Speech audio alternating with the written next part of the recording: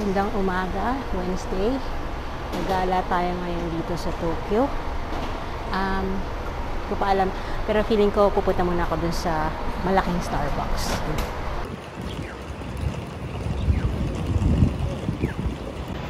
Lahat sila naka-jacket, ako naka-t-shirt lang.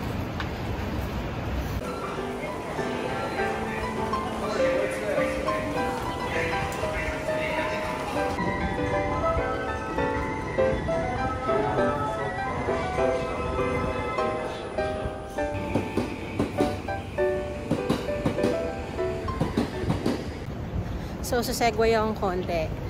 Since nasa Shibuya Station naman ako, naisip ko, puntahan ko na si Hachiko. At babalik naman ako sa Shibuya Station mamaya para mag-bus eh. Unahin ko na yun habang wala pang masyadong tao. Kaysa kapag, ano tawag dito? Mainit na. Asap ng hangin na, 16 degrees. Pero naka-t-shirt lang ang lola nyo. Comedy naman tong si Google Maps, pinaikot pa ako. Nasa likod lang pala ng train station, Buisit.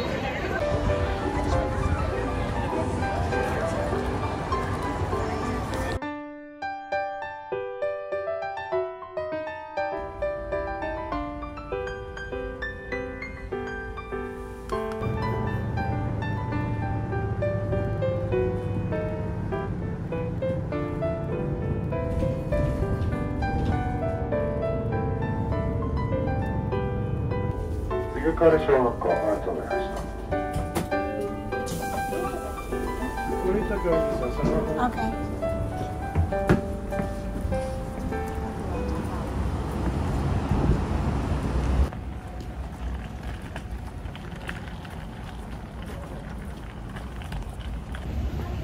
So, na-confuse ako guys kasi walang top off dun sa bus. So, hindi ko alam kung mamaya mamumroblema na naman ako.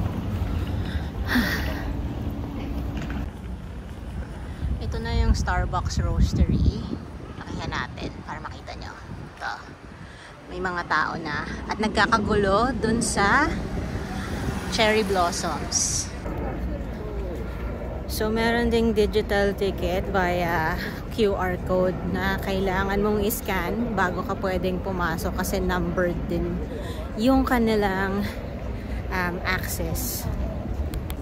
Pero ang ganda na ng paligid. Oh. Mula doon hanggang dito. Meron ng cherry. So, dinayo ko to at gusto ko sanang dito magkape ngayong umaga. Pero ang wait time ay 90 to 120 minutes. So, malamang babalik na lang ako ng Shibuya Crossing at doon sa Shibuya magkakape. I don't think it's worth me waiting an hour and a half to 2 hours just to get coffee from this roastery. Okay na ako sa regular na Starbucks. Importante na puntahan ko na siya at nakita ko na itong mga cherry blossoms na ite. May mga market din dito sa tabi, oh. Pero sa Chokiji Market, hindi gusto kong kumain.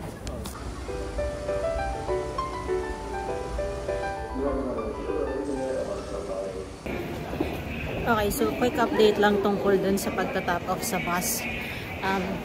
Hindi mo pala siya kailangan gawin kapag ka city buses kasi fix na yung fare na 220 yen na dinededuct sa IC card. So, okay lang. Hindi mo na kailangan mamroblema ng pagta-top off. Naglalakad ako ngayon papunta sa Le Café V, which is yung Louis Vuitton Cafe. Hinahanap ko lang yung exit C3. Ayan, nakita ko na siya. Sa C3 tayo lalabas. So, nandito na tayo sa Yayamaning Street.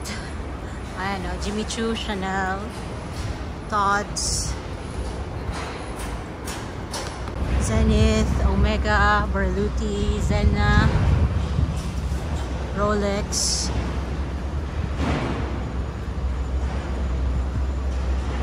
At ito na si Louis Vuitton. Ayan, si LV. Nasa 7th floor yata nito yung cafe. Ang taray, pati yung elevator sa Shalen. Holographic.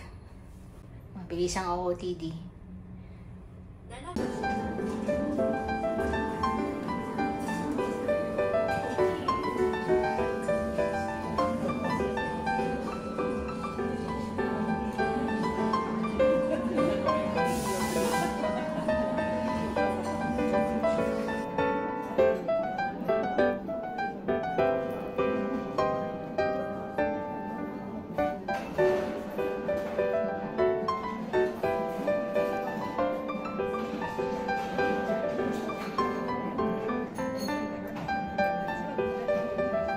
So, gusto nyo bang malaman kung magkano yung ginastos ko sa cafe na yon? O, yung iced latte ay 1,800 yen. At yung strawberry shortcake ay 2,800 yen. Plus, merong 10% na service charge. So, yan siya. Total of 5,060 yen para sa maliit na slice ng cake at maliit na iced latte. Ang katwiran ko naman doon, ngayon lang naman ako magkakaroon ng pagkakataon na gawin to at hindi na mauulit ang once in a lifetime opportunity na to. So, gumaw na ako kahit na ang mahal. Okay, ngayon, resume na tayo sa paghahanap ng aking ever-elusive Hermes.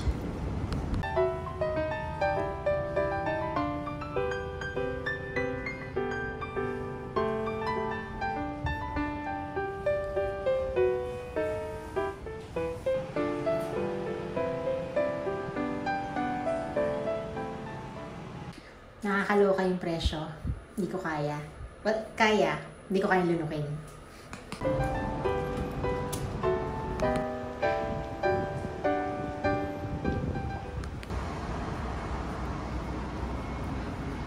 Magkakatabi sila dito.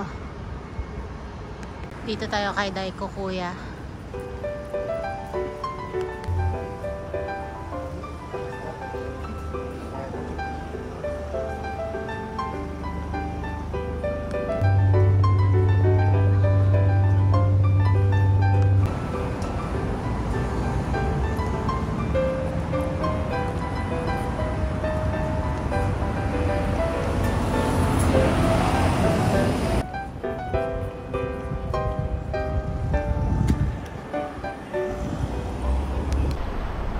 Okay, so naglalakad ako ngayon papuntang Tsukiji Market. So kasing kumain ng street food at saka baka doon ako makahanap ng Japanese knives para kay Duncan. Sinukuan ko na muna ang paghahanap ng bag. Mamaya na lang ulit sa Shibuya at meron pa naman akong time sa Friday. Okay, nandito na tayo sa area ng Tsukiji Market. I think that's how you say that. Papasok tayo doon. Tapos kakaliwa, yun na yun. Nakakatuwa yung kanilang green man kasi may countdown siya. Yung dalawang lines na nakikita nyo sa tabi. Pagka bumaba na yun sa pinakang 0, ibig sabihin stop ka na. Huwag ka na tumawid. Ito na ang market. Gusto ko nang kumain ng totoong pagkain. Kaliwat kanan ang mga kainan. Ayan.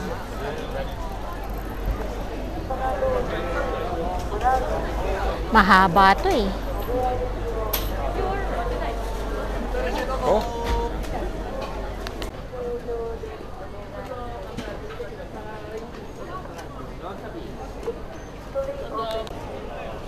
Alam mong masarap kapag ka pinipilahan.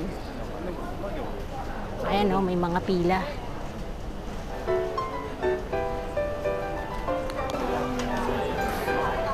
Tadaima, check out ite masu yo. Dou desu ka?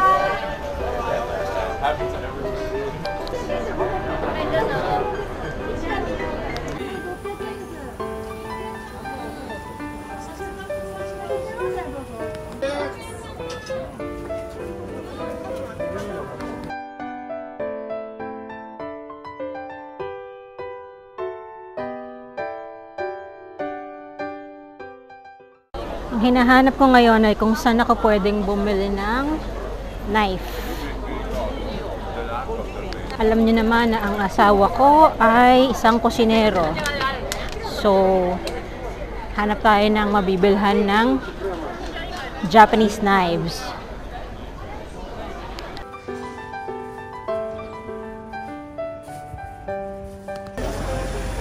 Ito yung inaabangan kong A5 Wagyu. Kaso naman, Number 23. 3,000 ang isa. Presyong turista talaga. Grabe.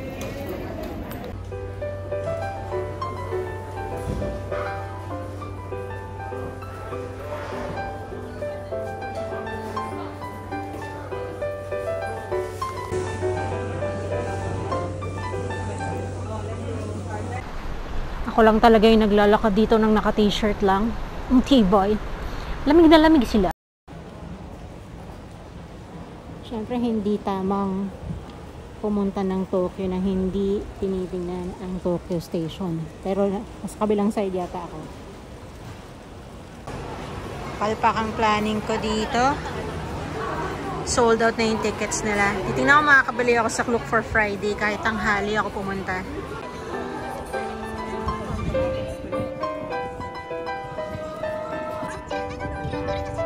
Shibuya Crossing.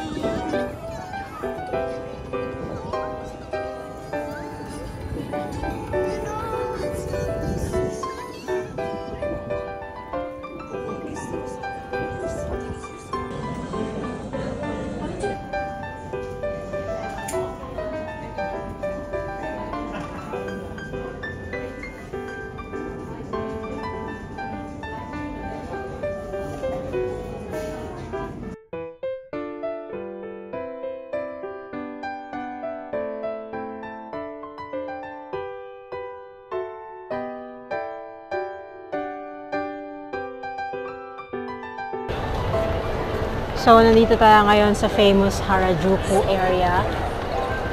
May makikita kaya tayong mga naka-anime.